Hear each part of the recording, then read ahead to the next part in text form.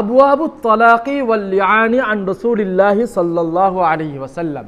এখান থেকে মুসান্নিফ রাহিমাহুল্লাহ, ইমাম তিরমিজি রাহিমাহুল্লাহ তালাকের বিষয়ে বর্ণিত হাদিস এবং লিআনের সম্পর্কিত বর্ণিত হাদিসগুলো কি করতে চাইছেন, বর্ণনা দিতে চাইছেন। দেখেন হাদিস দেখো, বাবু মা জাআ ফি তালাকিস সুন্নাহ।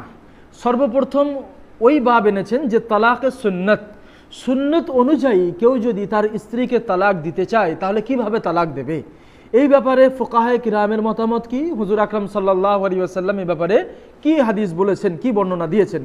দেখো সর্বপ্রথম হাদিস, অবিহি ক্বালা হাদাসানা কুতাইবাহ ইবনে সাঈদ ক্বালা হাদাসানা হাম্মাদ ইবনে যায়েদ আন আইয়ুব আন মুহাম্মদ ইবনে সিরিন আন ইউনুস ইবনে জুবাইর রাদিয়াল্লাহু তাআলা আনহু ক্বালা সাআলতু ইবনে ওমর রাদিয়াল্লাহু তাআলা আনহু আন রাজুলিন তাল্লাকা ইমরাআতাহু ওয়া হিয়া হাইজুন।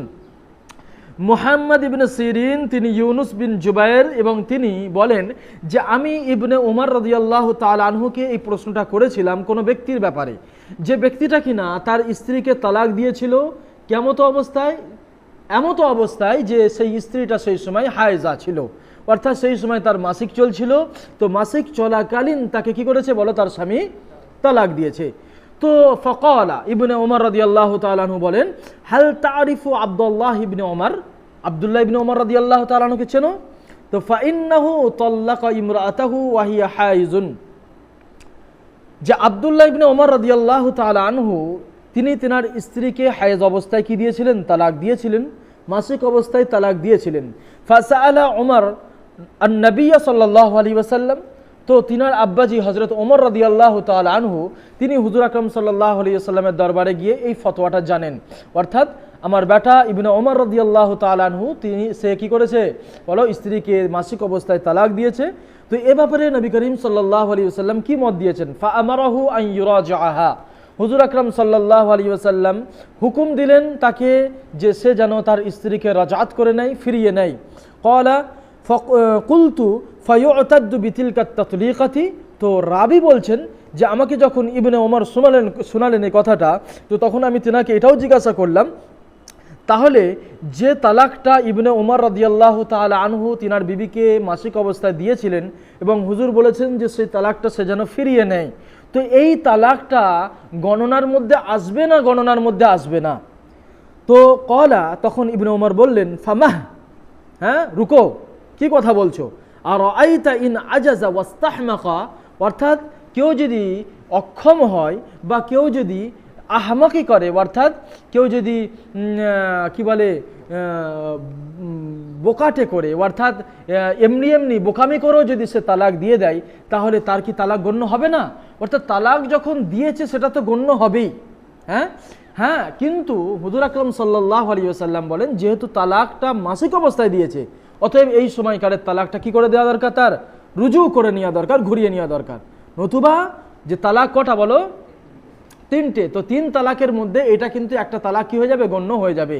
তালাক বন্দুক থেকে বেরোনো গুলির মতো, যেটা বেরিয়ে গেল বন্দুকের নালি থেকে গুলিটা, সেটা আর কখনো ফেরানো যাবে না। ঠিক তদ্রূপ যে তালাকটা বেরিয়ে গিয়েছে সে তালাকটা আর কি করা যাবে না, ফিরিয়ে নেওয়া যাবে না। যেহেতু এই তালাকটা তালাকের বিদআত ছিল, অর্থাৎ এটা সুন্নত অনুযায়ী ইবনে ওমর রাদিয়াল্লাহু তাআলা আনহু যেহেতু তালাক দেননি, মাসিক অবস্থায় তালাক দিয়েছেন, সুন্নতের খেলাফ কাজ করেছেন, তাই হুজুর বলেছেন কি করো বলো, রাজাত করে নাও, ফিরিয়ে নাও। وبه قال حدثنا حناد قال حدثنا وقيع عن سفيان عن محمد بن عبد الرحمن مولى آل طلحة عن سالم عن أبيه رضي الله تعالى عنه أنه طلق امرأته في الحيض। হযরত সালিম তিনি তিনার আব্বাজি, তিনি তিনার পিতাজি থেকে রিওয়ায়াত করছেন যে তিনার পিতাজি তিনার বিবিকে কি করেছিলেন, মাসিক অবস্থায় হায়েজ অবস্থায় তালাক দিয়েছিলেন। ফাসাআলা উমর নবী আন-নবী সাল্লাল্লাহু আলাইহি ওয়াসাল্লাম, তো সেই সময় ওমর নবী করিম সাল্লাল্লাহু আলাইহি ওয়াসাল্লামের কাছে জিজ্ঞাসা করেছিলেন। ফাকালা, তো হুজুর বলেছিলেন, মুরহু ফালইউরাজিআহা, সে কি করে নেয় বলো, সে যেন রুজু করে নেয়। সুম্মা লিউতাল্লিকহা তাহিরান আও হামিলান, হ্যাঁ তারপরে অর্থাৎ যে তালাকটা হায়েজ অবস্থায় দেওয়া হয়েছে, মাসিক অবস্থায় দেওয়া হয়েছে, সেই তালাকটা ফিরিয়ে নেওয়া জরুরি। যখন হুজুর আদেশ দিয়েছেন যে সেই তালাকটা সে যেন কি করে নেয়, ফিরিয়ে নেয়।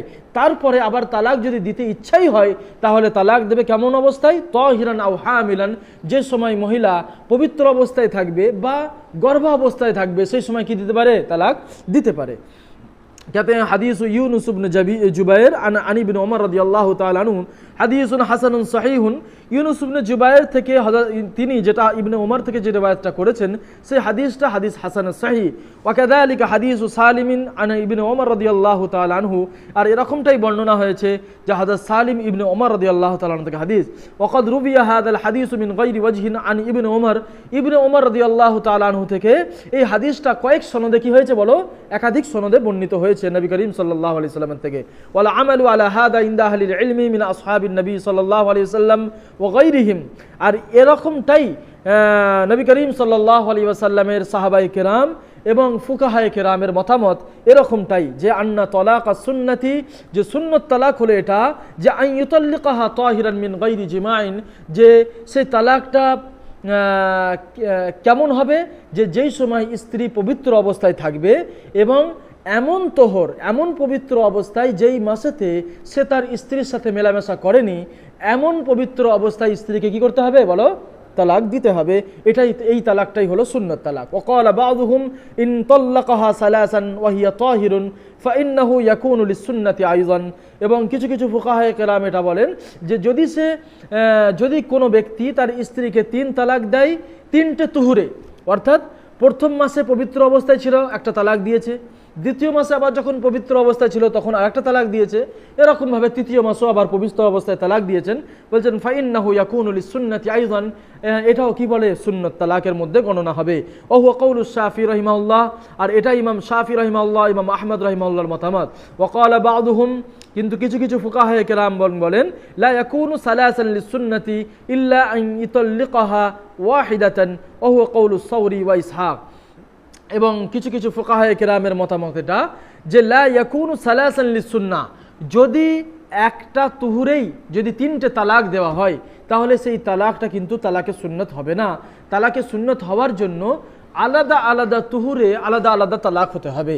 অর্থাৎ এক মাসেতে সে পবিত্র অবস্থায় ছিল, কোনো মাসেতে স্ত্রী পবিত্র অবস্থায় ছিল, সেই মাসেতেই সে 3টে তালাক ঠুকে দিয়েছে, এক এক এক।